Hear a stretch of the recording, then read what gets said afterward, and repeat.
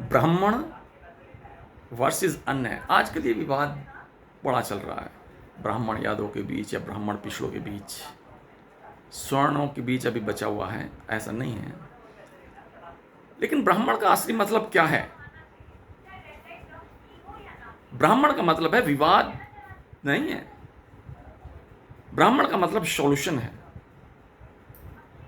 ब्राह्मण आया, कोई भी विवाद खत्म, मानो सॉल्यूशन मिल गया। जैसा कि मैंने, आप देखते होंगे, थंबनेल बनाया हुआ है जिसमें एक पेड़ स्वयं सूख गया है लेकिन अपनी शाखा से एक नए और एक मजबूत पौधे को, एक स्वस्थ पौधे को जन्म दे गया। ये ब्राह्मण होता है।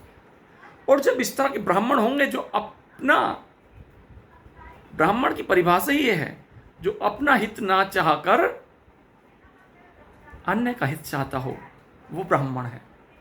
और कौन ऐसा मानव धरती पर होगा जो उस ब्राह्मण का विरोध करेगा? कोई मूर्ख ही होगा जो उस ब्राह्मण का विरोध करेगा पूरी दुनिया में। वो ब्राह्मण पूजनीय ही होता है, इसलिए ब्राह्मण को पूजनीय कहते हैं। आज जो कुछ ब्राह्मण बदल गए हैं, ब्राह्मण तत्व अपना ही हित चाहने लगे हैं, उनसे ब्राह्मण तत्व निकल चुका है। और इस भीड़ में एक असली ब्राह्मण को पहचान पाना बड़ा मुश्किल कार्य है। कहते हैं, रामायण में प्रसंग आया है, राम से बड़ा राम का नाम। क्या है ये राम से बड़ा राम का नाम? यानी कि राम जो भौतिक रूप में थे, वो तो एक मानव रूप में थे, इसलिए वो इतने बड़े नहीं थे। लेकिन उनका नाम राम जो था, वो सूक्ष्म रूप के भगवान थे जो सब कुछ थे, एवरीथिंग।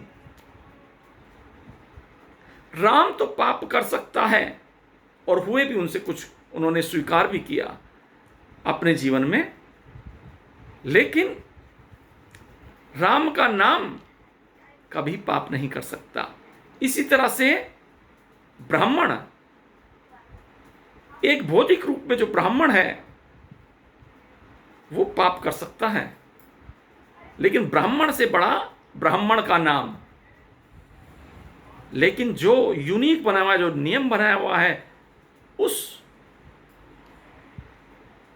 ब्राह्मण, यानी कि वो सबके लिए है, अपने लिए भी नहीं है। वो अभी तक जितने भी राजपाट हुए, कभी राम जी के जमाने में क्षत्रिय वंश आया, फिर यादवों का, यादव क्षत्रिय को आया, फिर मौर्य वंश और बौद्धों का आया, फिर मुगलों का आया, फिर उसके बाद अंग्रेजों का आया, और अब अंबेडकरवाद भारत में चल रहा है। लेकिन ब्राह्मण, जो असली ब्राह्मण होता है, वो कभी भी राजपाट की दौड़ में नहीं लगता। कभी वो नहीं चाहता कि सत्ता हमारी हो, वो सत्ता सौंपता है, वो ब्राह्मण। लेकिन आजकल तो कुछ ब्राह्मणों ने अपने, खैर, ग्रुप भी बनाए हुए हैं कि ब्राह्मण वो परशुराम के मंदिर अलग बनाए हुए हैं, लेकिन उनसे ब्राह्मण तत्व खत्म हो जाता है, सच पूछो तो। अब ये ना समझने का मैं ब्राह्मण हूं तो मैं बहुत अच्छा हूं, नहीं जी, मैं भी अच्छा नहीं हूं और मेरे अंदर भी बुराइयां हैं। लेकिन ये विवाद खत्म हो जाना चाहिए, क्योंकि ब्राह्मण वास्तव में ही पूजनीय है। जब मैं अपने भले की बजाय तुम्हारा भला चाहूंगा तो तुम मेरा विरोध कैसे कर सकते हो?